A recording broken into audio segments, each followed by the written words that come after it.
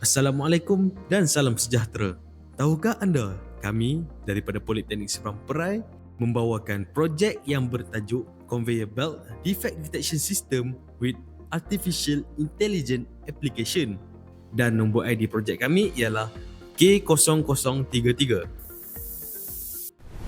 Dalam era revolusi industri 4.0, pemahaman terhadap sistem automasi dan kecerdasan buatan ataupun AI menjadi semakin penting dalam kalangan pelajar teknikal. Namun, kebanyakan pembelajaran masih tertumpu kepada teori tanpa pendedahan kepada sistem sebenar yang menggabungkan komponen mekanikal dan perisian secara menyeluruh. Keadaan ini akan menyebabkan pelajar sukar untuk memahami bagaimana sesuatu sistem itu berfungsi secara praktikal dalam industri sebenar. Oleh itu, projek kami ini dibangunkan dengan objektif yang kuat untuk yang pertama, membangunkan sistem pemeriksaan secara visual yang menggunakan pendekatan AI yang berasaskan pemprosesan imej. Yang kedua, kami nak mengintegrasikan sistem dengan tali sawat atau conveyor belt untuk operasi masa nyata atau real time.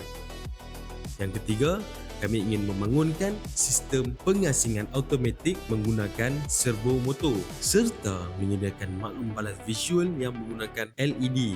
Bagaimana sistem ini berfungsi? Jadi, sistem ini bermula dengan kamera digital yang menangkap imej tin aluminium yang bergerak di atas tali sawat atau conveyor belt. Imej tersebut kemudiannya diproses menggunakan teknik pemprosesan imej berasaskan kecerdasan buatan atau AI bagi mengenal pasti ciri permukaan seperti kemek dan calar. Apabila kecacatan dikesan, sistem akan membuat keputusan secara automatik dan mengaktifkan servo motor untuk mengasingkan tin yang rosak ke laluan yang berbeza. Manakala tin yang tidak mempunyai kecacatan akan meneruskan pergerakan seperti biasa.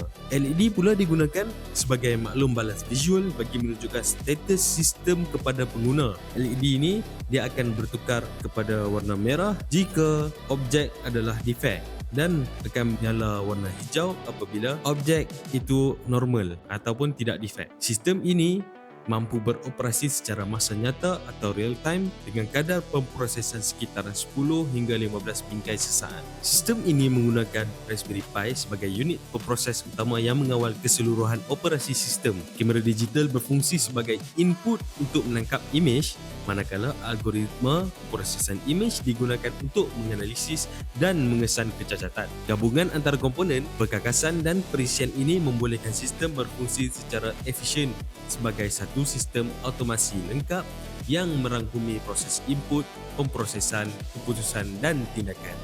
Seterusnya saya akan menunjukkan barang-barang yang telah menjayakan projek kami.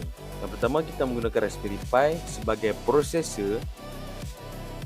Kemudian HQ kamera Raspberry Pi untuk menangkap imej objek. Dan kita juga gunakan servo untuk proses pengasingan. Dan untuk menggerakkan conveyor belt, kita menggunakan power brush DC gear motor. Dan untuk LED, kami pakai NeoPixel Compatible Addressable LED ring. Dan untuk support, kami menggunakan aluminium profile. Dan kami gunakan filament ini untuk 3D print base projek kami.